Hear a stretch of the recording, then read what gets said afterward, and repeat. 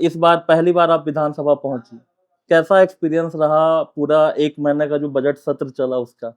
हम ये देखते थे कि 11 बजे या 12 बजे रात को आप प्रश्न डालने जाते थे। वो क्या प्रक्रिया होती थी? किन-किन जन मुद्दों का आपने उठाया और क्या-क्या डिमांड आपने की है सरकार से इस सत्र में? खरगडिया में जो डेयरी फार्म बना था, इस पर आप काफ़ी एक्टिव रही। जब आप विधायक नहीं थी, उस समय भी आप आवाज़ लगातार उठाती। अभी उसकी क्या स्थिति है? आपकी सरकार जब ना हो और आप विपक्ष में बैठकर किसी डिमांड करते हैं किसी भी चीज़ का या आवाज़ उठाते हैं, कितना मुश्किल होता है ये चीज़? बहुत मुश्किल होता है।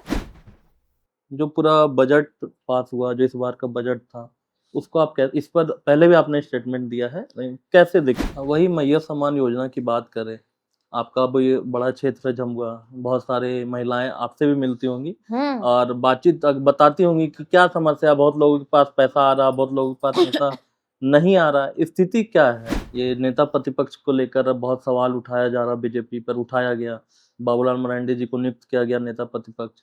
यही अब सवाल उठ रहा है बीजेपी के प्रदेश अध्यक्ष को लेकर। इस पर क्या कहना चाहती हैं आप? नमस्कार, मैं महराज और आप देख रहे हैं आपकी सभा। झारखंड में अभी वर्तमान में बजट सत्र खत्म हो चुका है। सभी जो विधायक हैं वो जितने माननीय हैं अपने-अपने घर को जा चुके हैं। सबका अपना सवाल, अपना मांग जो आसन से था उन्होंने रखा और वो सभी क्षेत्र में गए हैं। इसी क्रम में आज हम मंजू कुमारी के साथ बैठे हैं, जमुआ विधायिका। इनसे बातचीत करेंगे कि बजट सत्र में इन्होंने क्या-क्या डिमांड किया है सरकार से और तमाम बातचीत करेंगे कि कैसा एक्सपीरियंस रहा। पहली बार वो जीतकर विधानसभा पहुँची। तो तमाम बातों को जानने के लिए आज हमारे साथ जमुआ की विधायिका जुड़ी हुई है। इनकी लोकप्रियता की अगर आप बात करेंगे तो ऐसा कहा जाता है और हमने भी देखा है कि जमुआ विधानसभा के व्यक्ति के किसी भी मोबाइल उठाइए और उसमें अगर आप नंबर इनका डायल करते हैं तो उनका नाम सेव हुआ रहता है दीदी। दीदी के नाम से काफ़ी लोकप्रिय है अपने विधानसभा क्षेत्र में। आइए उनसे मिलवाते हैं। पहले भी हम कई बार दीदी के साथ पॉडकास्ट कर चुके हैं। ये जीतने के बाद विधानसभा जाने के बाद पहला पॉडकास्ट है। स्वागत कीजिए हमारे चैनल में डॉक्टर मंजू कुमारी का। स्वागत है मैम। हाँ, धन्यवाद भाई। सबसे पहला सवाल वहीं से शुरुआत करते हैं। हमने पहले भी पॉडकास्ट किया आपके साथ। इस बार पहली बार आप विधानसभा पहुँची। कैसा एक्सपीरियंस रहा पूरा 1 महीने का जो बजट सत्र चला उसका? बहुत मतलब एक्सपीरियंस अच्छा रहा और सीखने को मिला। हम हमारे जो सीनियर विधायक थे, वो लोग से भी कुछ सीखने को मिला और प्लस में वहाँ का जो सिस्टम है, रूल है, वो सब भी देखने को मिला और सीखने को मिला और उसको भी हम लोग भी पालन किए। जी। हम ये देखते थे कि 11 बजे या 12 बजे रात को आप प्रश्न डालने जाते थे। वो क्या प्रक्रिया होती थी? वो शून्यकाल रहता था, वो हुँ। पर डे डलाता था। जैसे कि पहले आप जाके नंबर लगाना होता था और 12 बजे रात में शून्यकाल जो होता है, ज़ीरो आवर, जी। उसको उस समय जाकर के फिर जो नंबर लगाने के बाद वहाँ जाके फिर रजिस्टर में सिग्नेचर करना पड़ता है और नंबर 25 तक 1 से लेके 25 तक जो शून्यकाल का जो रहता था, 25 तक वहाँ पर स्पीकर साहब के मतलब समकक्ष उसका अपना जो विधानसभा से जो जन मुद्दा है, जी, जी। वो पढ़ना होता है। जी। किन-किन जन मुद्दों का आपने उठाया और क्या-क्या डिमांड आपने की है सरकार से इस सत्र में? और देखिए हमारे जमुआ विधानसभा से रिलेटेड बहुत से ऐसे जन मुद्दे जो है, हम वहाँ पर सदन के पटल पर हम रखे।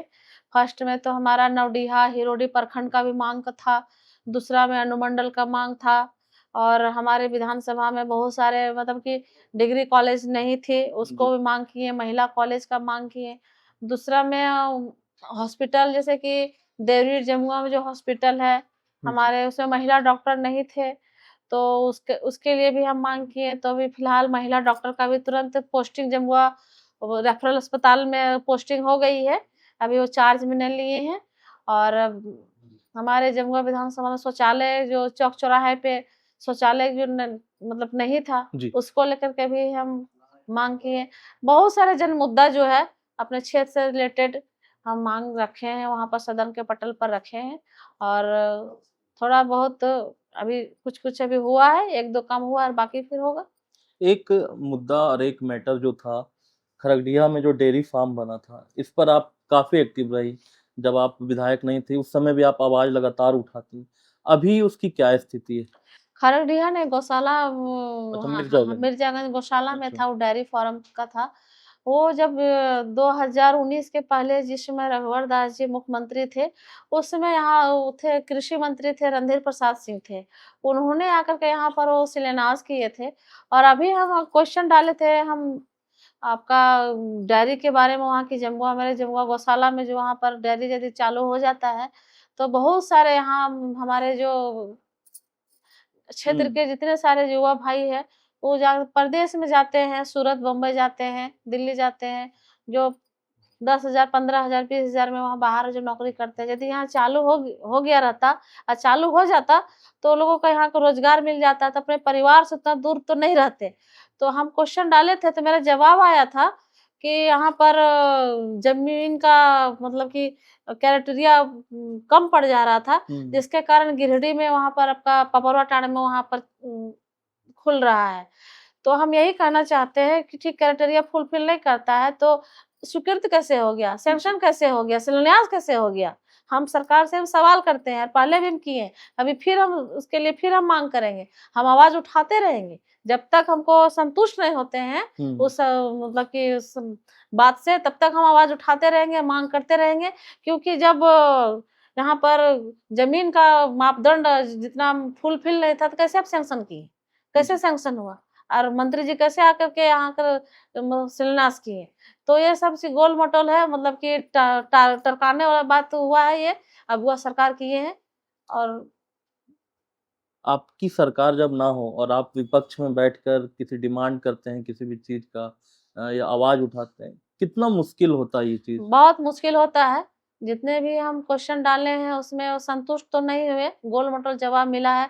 अभी देखिए बरसों अनुमंडल का हमको बरसों से माँग चल रही थी जी। और वहाँ भी जवाब आया था उस दिन हम विधानसभा में भी वहाँ पर स्पीकर साहब के पास सामने में हम डिबेट भी किए थे कि जमुआ का अनुमंडल हमको लगता है बरसों से माँग चल रही है, 1990 से माँग चल रही है। लालू यादव लालू यादव जी आए थे, उस समय से माँग चल रही है, सारा जी। फाइल भी पड़ा हुआ था। लेकिन अभी जवाब आया है कि नहीं मेरे पास कोई डाटा नहीं है। तो हम सरकार से पूछना चाहते हैं जब डाटा नहीं है तो आप मँगाइए, आपकी सरकार आप मँगाइए डाटा। हुँ। आप मँगा करके इसको कीजिए।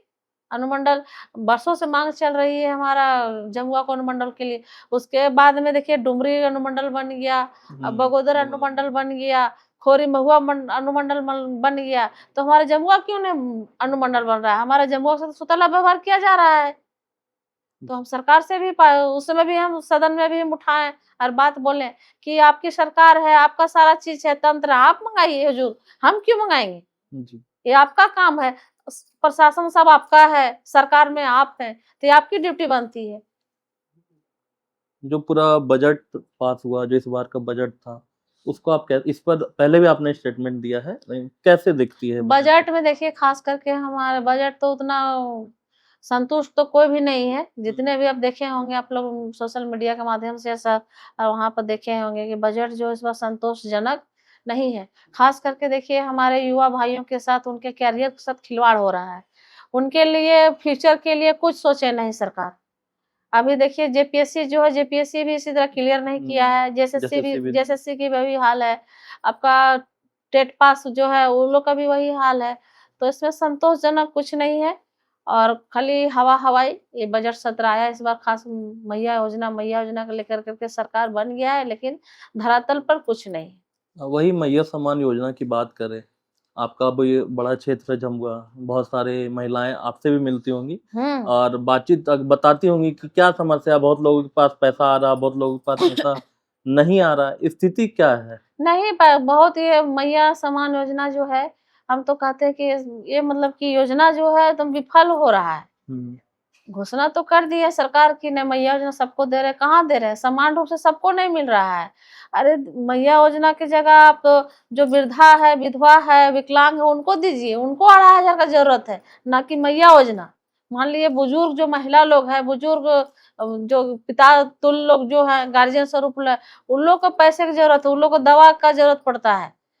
बीमारी का में दवा जो कुछ सरकार की तरफ से जो राहत मिलता है, तो कुछ उन लोग को बहुत मतलब कि राहत मिल जाता है, तो उन लोग को भी 2,500 रुपया दीजिए। पहले जो जेएमएम है या कांग्रेस है, ये नेता प्रतिपक्ष को लेकर बहुत सवाल उठाया जा रहा, बीजेपी पर उठाया गया, बाबूलाल मरांडी जी को नियुक्त किया गया नेता प्रतिपक्ष। यही अब सवाल उठ रहा है बीजेपी के प्रदेश अध्यक्ष को लेकर, इस पर क्या कहना चाहती हैं आप? देखिए, ये हमारा राज्य की हमारा हाई आला कमान का निर्देश है, इस पर हम कुछ चर्चा नहीं कर सकते हैं। अच्छा, अगर फिर से जब अब तो मानसून सत्र इसके बाद डायरेक्ट होगा, हाँ, हाँ। उसमें आप किन-किन और मुद्दों को उठाना चाहेंगे जमुआ के? अभी हम बजट सेशन में जितने सारे मुद्दे जो हम उठाए, हुँ, वो धरातल पे यदि लागू हो जाता है तो ठीक है, नहीं धरातल पर लागू होता है तो उसके लिए फिर हम डिबेट करेंगे, फिर सरकार से माँग करेंगे। अच्छा। तो आज हमारे साथ थी डॉक्टर मंजू कुमारी। ये पॉडकास्ट हम लोग छोटा रख रहे हैं क्योंकि मैम को कहीं निकलना है। एक बार और मिलेंगे, पूरा विस्तृत पॉडकास्ट करेंगे, पूरा जानकारी और अधिक जानकारी लेने की प्रयास करेंगे। तो मैम को बहुत-बहुत धन्यवाद समय देने के चलिए, लिए इतना आपको भी बिज़ी शेड्यूल होने के धन्यवाद। बाद। आपके पूरे मीडिया जो है आपकी सभा का, जी, पूरे मीडिया सभी साथी को मैं प्रणाम करती हूँ, जोहार करती हूँ और जी नमस्कार बहुत-बहुत करती हूँ। धन्यवाद दीदी आपका। तो मिलते हैं नेक्स्ट वीडियो में, तब तक के लिए एक साथ बोलेंगे दीदी जोहार झारखंड, जोहार झारखंड।